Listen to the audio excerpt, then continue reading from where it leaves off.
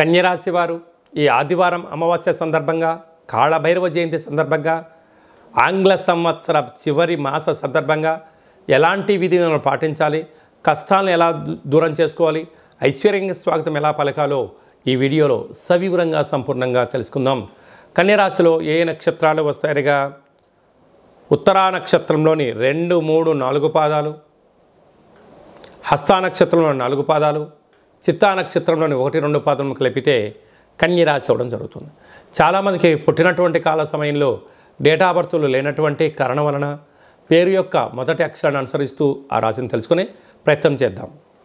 To, పా, P, పు, Shah, అణ, ఠ, pay, పో అక్షరాల వారందరూ కూడా కన్యరాశి జాతకులే.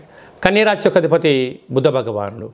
రాశిలోనే కేతు సంచారం చేయడము, తృతీయంలో బుధాదిత్య రాజయోగం, రవి బుధుడు కలిసి ఉండడం, అర్ధాష్టమ శుక్రుడు కారణం వలన మీరు వీలైనంత వరకు ఓపిక, పట్టుదల, సహనం తల్లిదండ్రులతో, మిత్రులతో, ప్రభుత్వపు అధికారులతో, పై అధికారులతో, సహ ఉద్యోగస్తులతో వీలైనంత వరకు మర్యాదపూర్వకంగా చర్చించడము యోగదాయకము.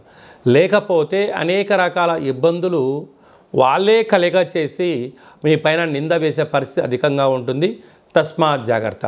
అర్ధాశ్రమ శుక్రుడు అవ్వడం వలన ఫోన్లు, లావాదేవీలు, ఓటీపీలు, ల్యాప్టాప్లు, కెమెరాలు, మెయిల్స్, మెసేజ్లు దొంగలించబడే పరిస్థితి అధికంగా ఉంటుంది.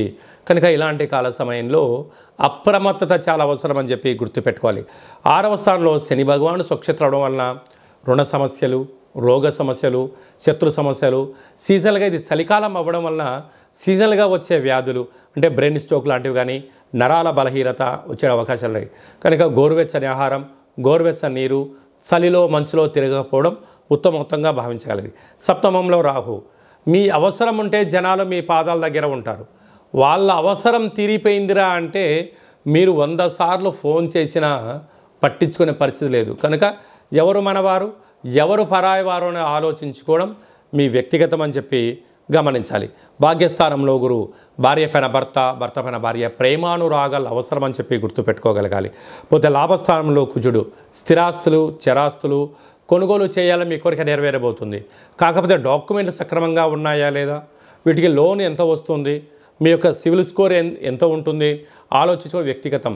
కనుక ఇలాంటి కాల సమయంలో ఈ ఆదివారం అమావాస్య రోజున ఒక చిలకపచ్చ అంటే ఆకుపచ్చ రంగు కలిగినటువంటి వస్త్రాన్ని కింద పరిచి కూష్మాండ దీపాన్ని ఏర్పాటు చేసుకొని అందులో 12 రకాల ఒత్తులు వేసి ఒక 5 రకాల నూనెలు వేసి వెలిగించి పూజ చేసుకున్న తదనంతరము ఒక కొబ్బరికాయతో దిష్టి తీయించుకొని వీటిని అన్నిటిని కలిపి ప్రవహించే నీటిలో వేయడము, బ్రాహ్మణుడికి దానం ఇవ్వడము, కుదరలేదు చాకలేలకు దానం ఇవ్వగలిగినట్లయితే మంచి బుద్ధి, మంచి జ్ఞానము, గ్రహదోషం తొలగి గ్రహయోగం మీ సొంతం అవుతుందని చెప్పి గమనించాలి.